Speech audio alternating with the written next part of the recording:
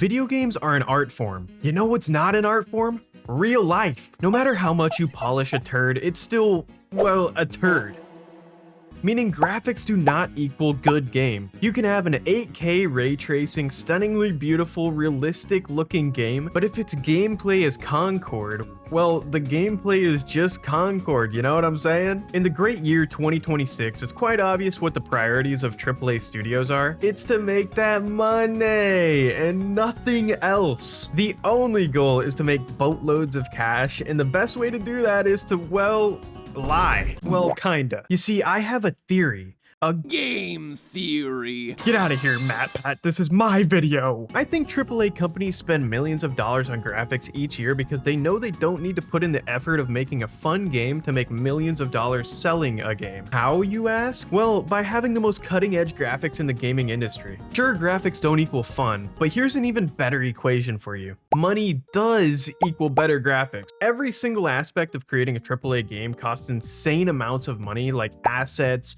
software, new technology, game engines, time and labor, but this comes with limitations. The issue is that better graphics are definitely subjective. What I mean is that more money equals better graphics in a technical sense, but what AAA games fail to understand usually is that more realistic graphics seem to lack a sense of style. If the graphics look too much like real life, I don't know, it just feels kind of lame. It seems kind of like a cop-out and an excuse to have subpar gameplay, and it's almost like they know that people will buy their game just because of the shock factor of it being the next best thing graphically. Which, you know, it might be true. It actually kind of is true sometimes. But as we have noticed over the last few years with games like Anthem and some of the Ubisoft titles, graphics can only get you so far if the gameplay is dookie. In modern games, it sometimes feels like you're walking around a barren wasteland with like nothing to do on a gigantic map, but you know, at least it's fun to look at the sunset sometimes. The mechanics feel wonky and my game crashes every 5 minutes, but hey, when I load back in, at least the water has a nice reflection. I mean, 9 out of 10 times most people's PCs can barely even run these graphically intensive games to even 60 FPS in the first place. And you know, the old versus new game debate comes up quite often in gaming discourse, and one point that comes to my mind specifically is that games used to compete in terms of story, mechanics, art style, and gameplay, but you know, in the modern era, it feels like they only compete graphically. Let's go ahead and take Far Cry 6 for example. Despite this game being from a beloved series, and I personally enjoy most of the other Far Cry games, when I was playing this one, I'm gonna be honest guys, it made me want to put on my jammies and start sucking my thumb. You see, this game looked incredibly good from the trailer with the most beautiful graphics in the industry, but when you step foot into the game, you realize that the map is way too big, with uninspired quests that make you roll your eyes with how boring they are. They even had my goat Giancarlo Esposito playing the main villain. Like, how do you f this up? I think I remember the coolest part of this game being that you could have like a pet alligator or something. That was actually pretty cool, I'm not gonna lie. It's like every day that you open up Twitter and you see that every single game developer in existence just got fired today. And obviously you know why, right? Because you're a beautiful and intelligent viewer. Because it costs so much damn money to create these insane graphics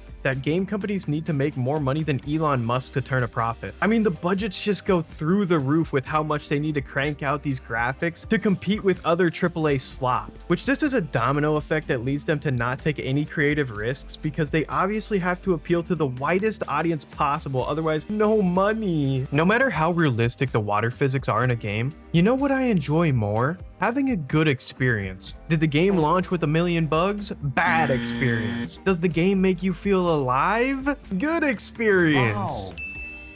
Do whatever the hell this is? What is this? Experience! I don't know. What I'm getting at is it doesn't matter how a game looks, it's how it makes you feel. And a game doesn't have to be realistic to be immersive either. When I'm playing Noita and sitting in the Holy Mountain for hours crafting the perfect machine gun spark bolt trigger chainsaw wand, I'm not a person playing the game. No, I'm a damn real wizard Noita who seeks to destroy the universe by colliding the sun and a black hole. This is a damn pixel game, but I get more immersed in this than any modern Assassin's Creed game, besides Black Flag because that one rules. I also think this realization that graphics aren't everything is a good opportunity to be more open-minded. I've had friends tell me that they wouldn't play Spelunky because it's 2D or the characters look like Funko Pops, which, dude, At that point, you're just rage baiting, okay? But what I'm trying to get at is even if those things are true, if you truly get into Spelunky, it'll be frustrating, but finding out all the secrets and using the insanely fun platforming is one of the most rewarding experiences I've ever had in gaming. This reminds me of a recent debate about Hytale versus Minecraft. I had a short pop off about Hytale's release, and I noticed thousands of people making annoying ass comparisons in the comment section between Minecraft and Hytale. And of course, just like all gaming discourse online, most of the arguments were just insanely disingenuous about the graphics of Hytale. You know, the hardcore Minecraft ride or dies were in there really saying that Hytale looks like Temu Minecraft, which, mind you, this is Minecraft. Here's Minecraft's Ender Dragon after the game's been out for 16 years, and here's Hytale's Dragon after the game has been out for a few months. Like, we can't be serious about this comparison right now. You guys are just lying. I don't know. How are you going to look at me and say that Hytale looks like a mobile game when Minecraft is literally a mobile game? My little sister plays Minecraft on an iPad, dude. But anyway, sorry. At the end of the day, this comparison is literally just a waste of time, and it ultimately comes down to which game you enjoy more gameplay wise and which one you just think is more fun. Who gives a shit which game has better graphics? Do you enjoy Hytale's gameplay? Cool. Do you love Minecraft? That's amazing.